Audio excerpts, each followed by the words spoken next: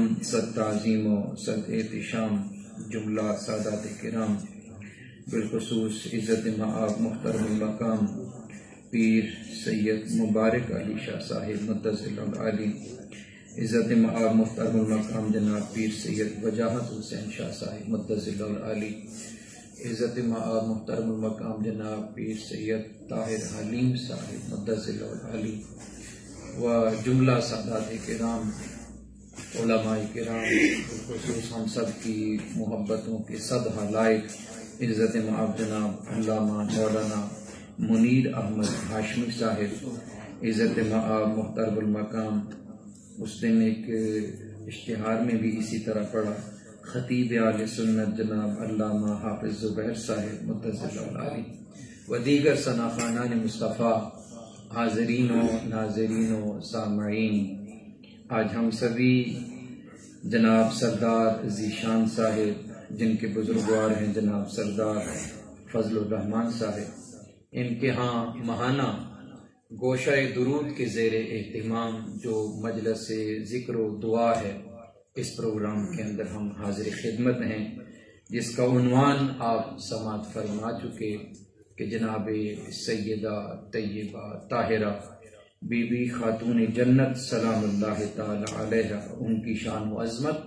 اور سیدنا حضرت ابوبکر صدیق رضی اللہ تعالی عنہ، یہ آج کے عنوانات ہیں۔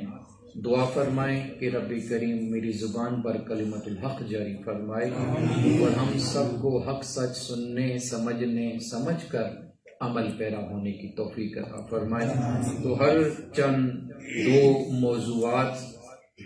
کو سامنے رکھتے ہوئے دو آیات کے چند حصے، چند حروف تلاوت کیے، ان کا معنی اور دو احادیث ان سے ریلیٹڈ پیش کروں گا، کیونکہ وقت کے دامن میں جتنی گنجائش ہے اس کے مطابق گفتگو کریں گے، اور آخر میں مختصر سے وقت کے لیے ذکر، پھر انشاءاللہ دعا ہو جائے گی۔ اللہ تعالی ہمارا مل بیٹھنا اپنی بارگاہ کے اندر قبول اور منظور فرمائے۔ رب کریم گوشہ درود کے جتنے بھی ساتھی ہیں، قبلہ سید شہزاد حسین شاہ صاحب کی اقتداء میں جتنے بھی نوجوان کام کر رہے ہیں، اللہ تعالیٰ ان کو دن دوگنی رات چگنی ترقیاں عطا فرمائے۔ ہم اپنی ان زبانوں سے سیدہ طیبہ طاہرہ بی بی خاتون جنت سلام اللہ تعالی علیہ، ان کی شان عظمت کیا بیان کر سکتے ہیں۔ اللہ رب العزت جن کی خود شان ارشاد فرماتا ہے، اللہ کے محبوب جن کی خود شان ارشاد فرماتے ہیں، اور اصحاب رسول نے جن کی شان کی خود تذکری کیے ہیں، ائمہ اہل بیت اتحاد نے کیے ہیں، حضور پیر دستگیر جی نے کیے ہیں، علماء حق نے کیے ہیں، ہم ان کی جتنی بھی شان بیان کریں تو ان کی شان بیان کرنے سے ان کی شان و عظمت میں اضافہ نہیں ہوتا، بلکہ ان کے پاک ذکر کی عظمت کے طفیل اللہ تعالی ہمارے گناہوں کو ختم فرماتا ہے۔ لہذا عقیدت، ادب، یہ بہت بڑے ادب والی ہے۔ کتنے ادب والی ہے؟ میں اگر آقا علیہ الصلوۃ والتسلیم کے عمل مبارک سے بات کروں تو آقا علیہ الصلوۃ والتسلیم اپنی لخت جگر جب تشریف لے کے آتی تو خود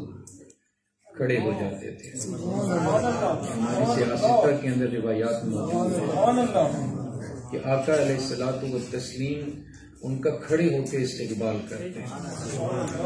یہ بات درست ہے کہ ہر والد اپنی بیٹی کا استقبال کرتا ہے، اس کا ادب بھی کرتا ہے، لیکن آقا علیہ الصلوۃ والتسلیم کا جو کھڑے ہونا ہے، جو ادب ہونا ہے، وہ تعلیم امت بھی ہے۔ وہ کوئی عام والد نہیں، وہ سید الانبیاء ہیں، امام المرسلین ہیں، کہ جن کا ہر عمل امت کے لیے مشعل راہ ہے اور دلیل ہے۔ آقا علیہ الصلوۃ والتسلیم فقط کھڑے ہو کے آپ کا استقبال ہی نہ کرتے، بلکہ آقا علیہ الصلوۃ والتسلیم پھر اپنی لخت جگر کے ماتھا مبارک کو بوسہ دیتے، اور سیدہ پاک کا اس کے رد عمل میں کیا رد عمل ہوتا تو وہ آقا علیہ الصلوۃ والتسلیم کے دست پاک کو بوسہ وہ جب یہ ملاقات ہو جاتی تو علماء حق نے، محدثین نے یہ لکھا ہے کہ آقا علیہ الصلوۃ والتسلیم پھر اپنے مسند پہ انہیں جگہ عطا فرمایا، اپنی سیٹ، اپنے مسند پہ۔ یہ بالکل سیاستہ کے اندر روایات موجود ہیں، بہت بڑے ادب کی جا ہے، ادھر کسی تحقیق کی حاجت نہیں ہے، ہمارے ادھر علم دورانے کی حاجت بالکل نہیں ہے، جو ادھر تحقیق میں جاتا ہے وہ بے ادب ہے، بس مختصر سی بات ہے، جو ان کی شان کو تولنا شروع کر دیتا ہے وہ خود بے ادب ہے۔ اور ایک روایت اس طرح پیش کروں گا، مولا علی کرم اللہ تعالی وجہ الکریم اس کے راوی ہیں، آپ ارشاد فرماتے ہیں کہ قال النبی صلی اللہ تعالی علیہ وآلہ وسلم لفاطمہ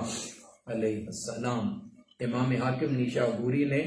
المستدرک کے اندر اس روایت کو ذکر کیا۔ مولا علی کرم اللہ تعالی وجہ الکریم ارشاد فرماتے ہیں کہ آقا علیہ الصلوۃ والتسلیم نے اپنی لخت جگر کے لیے آپ کو ارشاد فرمایا، کیا فرمایا؟ ان اللہ یغضب لغضبک، ان اللہ یغضب لغضبک، بے شک اے میری لخت جگر، اے میری بیٹی، بے شک اللہ تعالی غضب میں آ جاتا ہے، جلال میں آ جاتا ہے، غصے میں آ جاتا ہے جب آپ کو جلال آ جائے،